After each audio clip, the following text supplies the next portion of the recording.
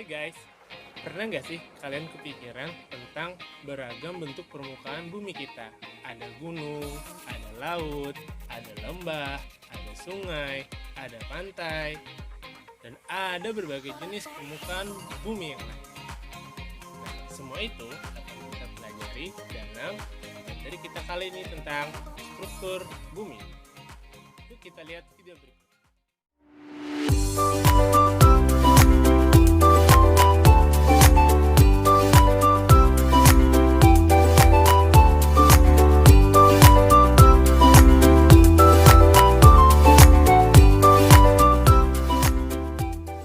Assalamualaikum warahmatullahi wabarakatuh. Alhamdulillahirrahmanirrahim. Hari ini kita akan membahas struktur bumi bersama Ustaz Maulidi. Jadi, struktur bumi itu terdiri atas 3 lapisan utama. Yang pertama yakni ada atmosfer, litosfer, dan hidrosfer. Yang pertama kita akan bahas dulu tentang atmosfer. Atmosfer. Bumi adalah satu-satunya planet di Bima Sakti yang menunjang adanya kehidupan. Mengapa demikian? Makhluk hidup di bumi memerlukan oksigen dari udara untuk bernafas. Udara adalah komponen pendukung kehidupan yang sangat penting. Udara di bumi ini terdapat pada bagian atmosfer. Atmosfer adalah lapisan udara yang mengelilingi bumi, terdiri dari 78% nitrogen dan 21% oksigen.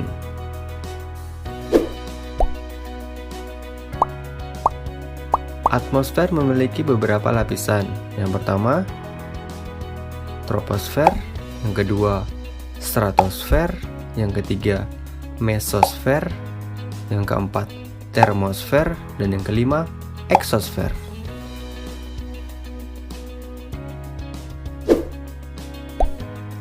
Yang pertama, troposfer. Troposfer merupakan lapisan udara paling bawah dari atmosfer yang memiliki ketinggian antara 0 sampai 10 km di atas permukaan laut. Sebagian besar aktivitas makhluk hidup di bumi, termasuk manusia yang sedang berjalan, belajar, bermain, dan lainnya, berada pada lapisan ini. Pada lapisan ini juga terjadi proses pembentukan gejala cuaca seperti awan, hujan, dan angin.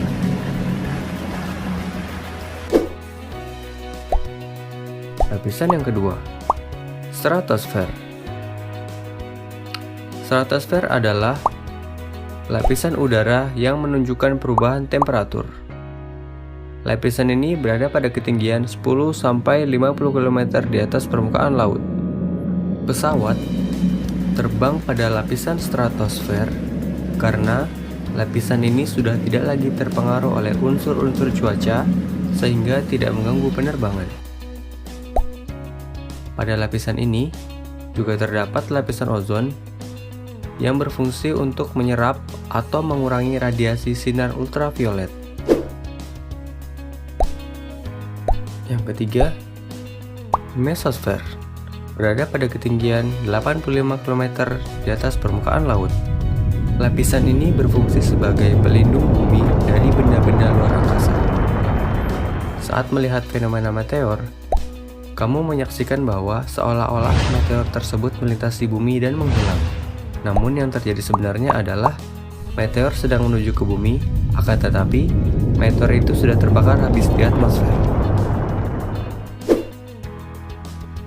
Yang keempat, termosfer, yang memiliki ketinggian sekitar 85 km sampai 500 km di atas permukaan laut. Dinamakan termosfer karena suhunya sangat panas, yaitu mencapai 1982 derajat Celcius. Pada termosfer, terdapat lapisan yang memiliki partikel ion yang disebut ionosfer.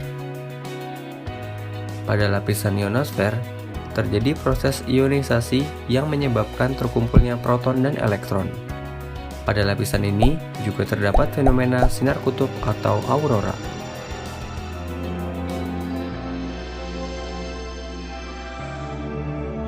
Lapisan yang terakhir adalah eksosfer, yang merupakan batas atmosfer bumi dan luar angkasa. Kandungan utama dari eksosfer adalah gas hidrogen. Lapisan ini juga merupakan jalur edar dari satelit-satelit buatan manusia dan juga pesawat luar angkasa.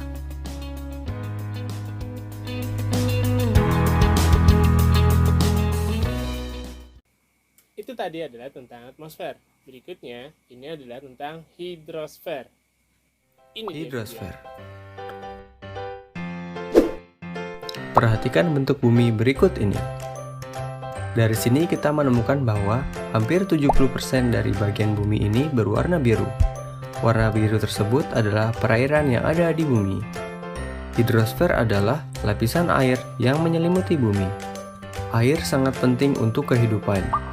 Hampir setiap elemen yang ada di bumi memerlukan air untuk kelangsungan hidupnya, seperti tanaman yang membutuhkan air untuk proses berfotosintesis.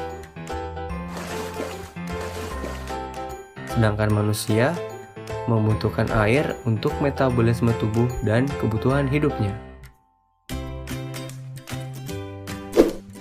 Jika semua makhluk hidup yang ada di bumi memerlukan air, apakah air di bumi dapat berkurang atau habis?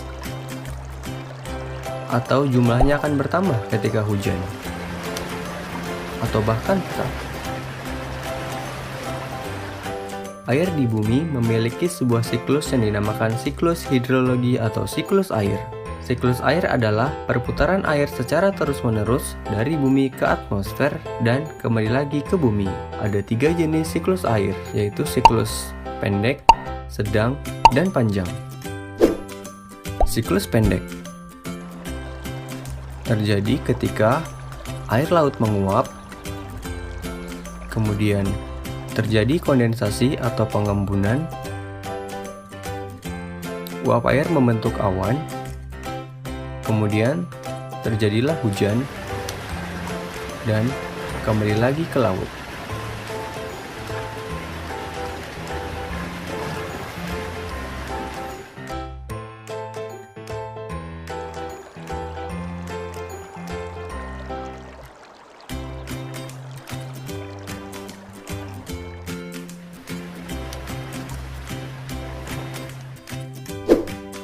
Siklus sedang, yaitu ketika air laut menguap,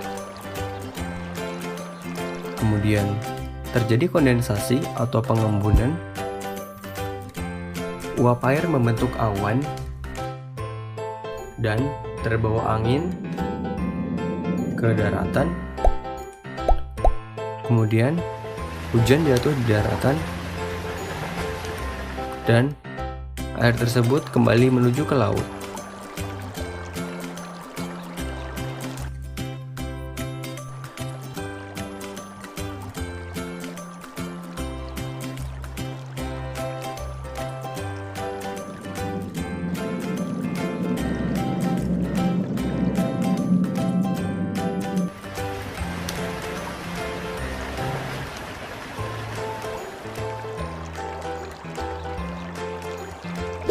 Yang ketiga, siklus panjang, yaitu ketika air laut menguap, terjadi kondensasi atau pengembunan, uap air membentuk awan, kemudian uap air terbawa angin ke daratan,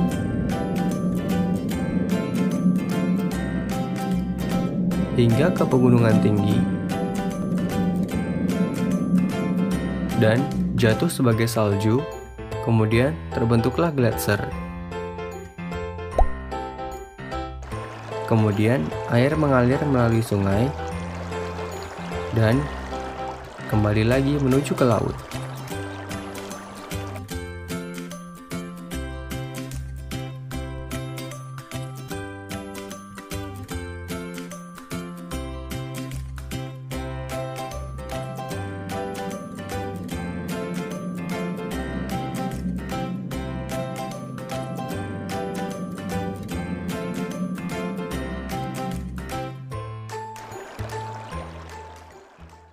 Pembahasan tentang litosfer. Litosfer.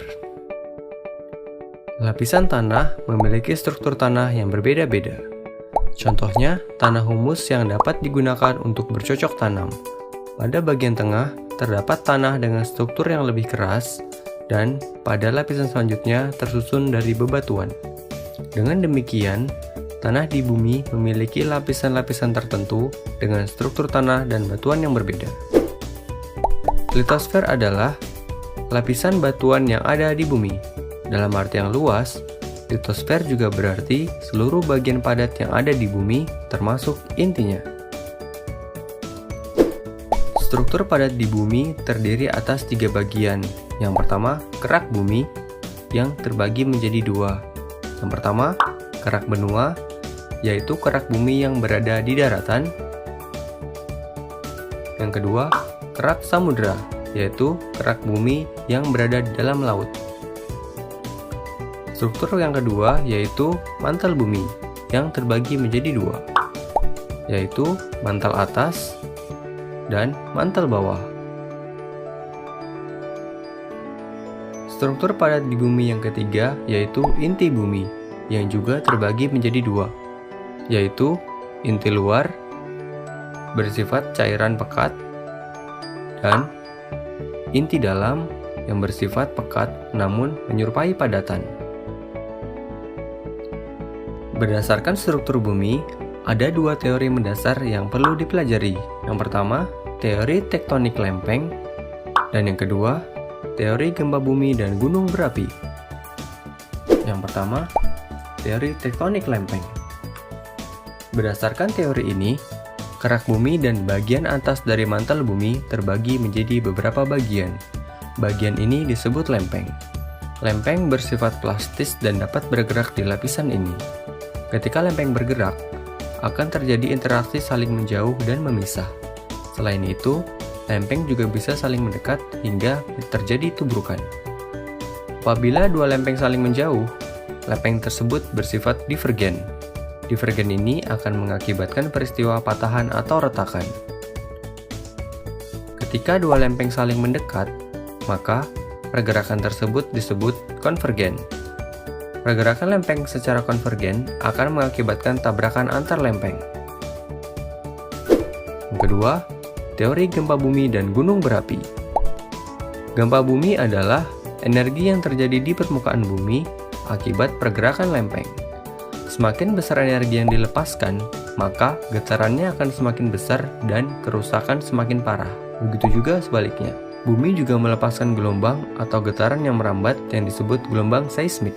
Ketika gempa terjadi di dasar laut, gerakan lempeng tersebut akan mendorong air laut ke atas sehingga timbul gelombang yang besar dan kuat yang biasa disebut tsunami. Gunung berapi. Selain gempa bumi, efek dari pergerakan lempeng adalah terbentuknya gunung berapi. Gunung berapi adalah proses naiknya magma ke permukaan yang menyebabkan erupsi. Saat terjadi erupsi, magma dan material lainnya dikeluarkan melalui kawah gunung berapi. Nah, itu tadi penjelasan tentang struktur bumi kita. Mudah kan untuk dipahami? Alhamdulillah, Allah menciptakan bumi kita dengan sedemikian rupa sehingga dapat ditinggali oleh manusia. Oleh karena itu, kita sebagai manusia sudah sepantasnya harus selalu bersyukur dan menjaga bumi Allah agar dalam keadaan yang sehat dan selalu dalam keadaan yang baik-baik saja. Oke, sampai ketemu di video yang lain ya guys. Dah. Oh ya guys, karena saat ini kita masih berada di dalam masa pandemi COVID-19, Ustaz akan selalu mengingatkan untuk anak-anak sekalian agar rajin mencuci tangan ketika setelah beraktivitas dan selalu menggunakan masker ketika beraktivitas di luar rumah dan kurangi interaksi dengan orang lain di luar rumah. Jangan lupa untuk selalu menjaga kesehatan kita bersama.